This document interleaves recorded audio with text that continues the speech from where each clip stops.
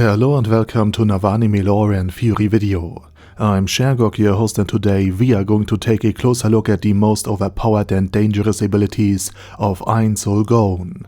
But before we're going to take a closer look at any of this, let me quickly thank my Patreons for supporting this channel, as well as say thanks to all users of the YouTube thanks function for making one-time donations. And with that said, let's get back to the topic at hand. The power of the Undead Overlord appears impressive, not only to outsiders, but even to the inner circle of the Great Tomb of Nezarec.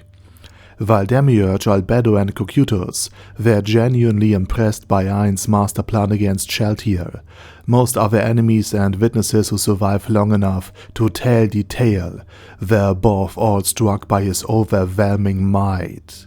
Be it the Swords of Darkness, who were stunned by the sheer overwhelming force with which Ainz, disguised as the adventurer Momon, cleaved ogres in two.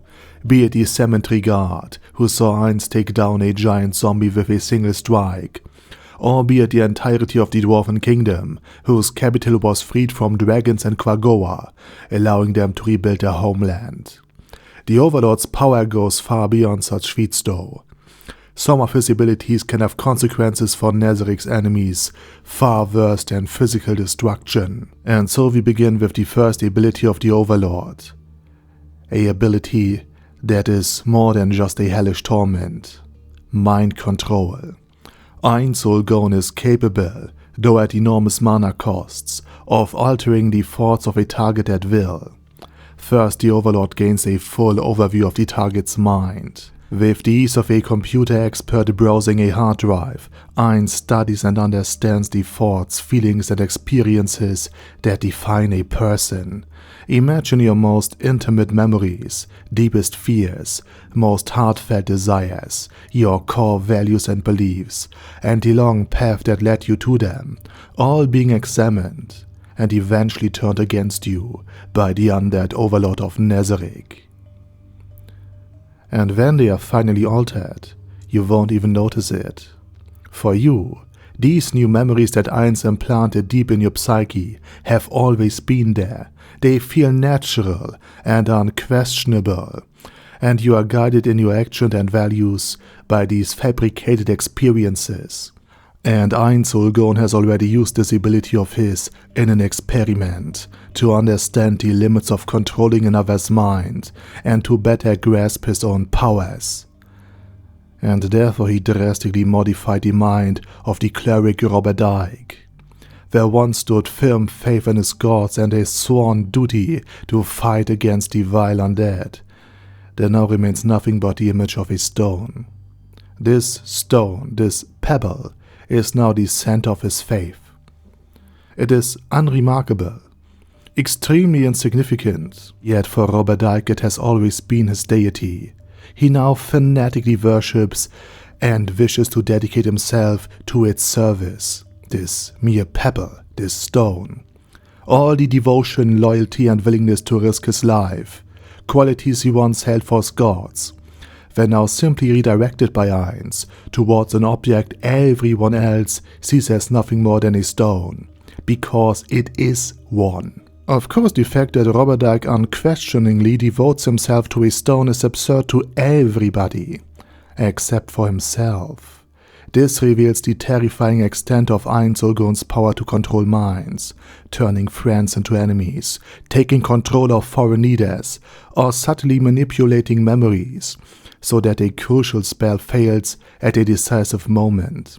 All of these are abilities possessed by the Undead Overlord of Nezarec. And there's yet another form of torture Ainz can inflict if he deems it necessary, thanks to the resources of Nezarec and his own abilities. No matter how brutally a foe is treated, eventually there comes no more nails out. There are no more teeth to grind down. No more eyes to gouge out. Eventually, the body gives out, and the suffering ends. And what seems beyond cruel to us is just a mere mercy inside of Nezarec. For it means the torment comes to an end. But be it through Neuronist's assistance, or through a healing potion Ainz carries, the overlord is capable of restoring his enemy's body repeatedly, healing them over and over, so they can be subject again and again to unimaginable agony. And Robert Duck actually suffered this fate in the web novel as well, where his body was stretched into an endless source of food. Meanwhile, in the canon story, the bodies of Emina and Hecaran serve as a nesting chamber and breeding pits for parasites until their own natural deaths. And half-elves like Zeshi can live for centuries before old age finally releases them. In other words, Emina will stay down in the dungeons of Nazarick for centuries.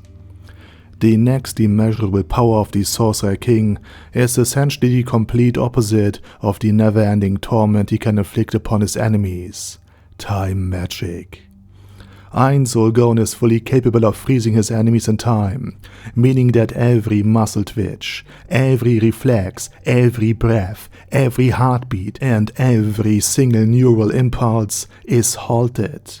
Your very blood literally freezes in your veins and does not move a millimeter. Your mind cannot even perceive the state you are trapped in. And the moment Ein Solgon can freeze you, he has already won the battle. While you are trapped in this ice, in this frozen flow of time, Heinz is free to move around. Sure, he cannot harm you while time is stopped, but he doesn't need to. While the massive body and feeble mind of Cetal Quay, a monstrous tree and likely one of the last surviving evil gods, were frozen in time, after being caught in Demiurge's ice spell and being able to break free from it, Heinz decorated the creature like a Christmas tree with his mines. And the moment the time magic ended, all the mines detonated simultaneously, perfectly timed, and the enemy was torn apart in many, many pieces. An evil deity reduced to cinder. And if time magic succeeds, Heinz could simply use the goal of all life is death, his strongest skill, to guarantee a kill after 12 seconds, regardless of how protected the enemy is from death. Therefore, immunity to time magic is nothing less than a basic requirement for anyone who even hopes to have a chance against Ein Solgon. And there's more, because although Ein Solgon was once a human, those days are long over. His third overwhelming ability is a result of his immunity to mind control. All his emotions and feelings are heavily suppressed and reduced. Thus, when Heinz, once merely an office worker, took a life for the first time, he felt absolutely nothing, and noted the end of his own humanity with nothing more than a cold, casual remark that he has become truly undead in mind as well. All the feelings of mercy, love, morality, values and norms that had been carried on from his old world were now meaningless to him except in very rare circumstances and cases. And there's no better place to show and illustrate that the last remnants of humanity that still flicker and linger inside Ein Solgon's vast, dark mind are absent most of the time than the Cat's Plain on the day of the battle. Ein Solgon summoned the Dark Young and unleashed a stampede that cost the lives of hundreds of thousands of peasant soldiers. These forcibly conscripted farmers were poor. While the harvest rotted in the fields years after years, they were forced year after year to fight for their own oppressors. These pitiful souls stood before Heinz as he prepared to cast super tier magic. And Heinz realized what he was doing. He understood the ramifications. He understood what would happen. He realized that hundreds of thousands would lose their lives. But he did not halt his spell. And all he could think about was how all of this would benefit the great tomb of Nazarick. In other words, Ein Solgon's own mind is now mere undead and not human anymore. It is more his skill level combined with his lack of experience as an undead overlord and in economic and in power politic matters that currently causes problems for him, but measured against infinity, measured against the overlord's immortality, this is not a problem, but something that goes away over time. And the final power Einzelgone possesses is nothing less than the ability to alter reality altogether. Sure, he can make you think whatever he wants, but one might assume that at least the laws of magic, physics, and everything else that exists should be immune to the sovereign's influence.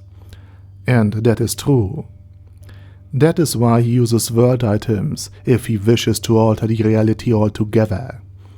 Born from the lost dimension of the great world Ryuktwisl, these items are capable of fundamentally altering the magic system, the laws and the very logic by which the new world functions. And we have probably already seen the effects of such items many times. For example, the new world has various spoken languages.